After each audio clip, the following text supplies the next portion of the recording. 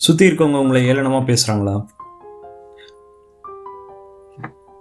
மனிதர்கள் உங்களை நாளைக்கு என்ன செய்வாங்களோ, என்ன நடக்குமோ அப்படின்ற ஒரு பயத்தோடையும் நடுக்கத்தோடையும் இருக்கீங்களா? இதோ இன்னைக்கு உங்களுக்கான வசனம் ஏசாயா 51வது அதிகாரம் 12வது வசனம் சொல்லுது, நானே உங்களுக்கு ஆறுதல் செய்கிறவர். சாக போகிற மனுஷனுக்கும் புல்லுக்கொப்பாகிற மனுபுத்திரனுக்கும் பயப்படுகிறதற்கும் வானங்களை விரித்து பூமியை அஸ்திபாரப்படுத்தி உன்னை உண்டாக்கின கர்த்தரை மறக்கிறதற்கும் நீ யார்? இது எவ்வளோ ஒரு பெரிய சத்தியம் தெரியுமா?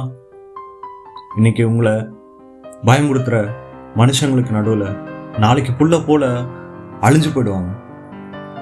ஆனா பரந்த வானத்தையும் பூமியையும் படைத்த சர்வ வல்லமை உள்ள தேவன் உங்களுக்கு ஆறுதல் சொல்றார். தேவனை மறந்துடாதீங்க, மனிதர்களுக்காக பயப்படாதீங்க. கர்த்தர் உங்களை ஆசீர்வதிப்பார். ஆமென்.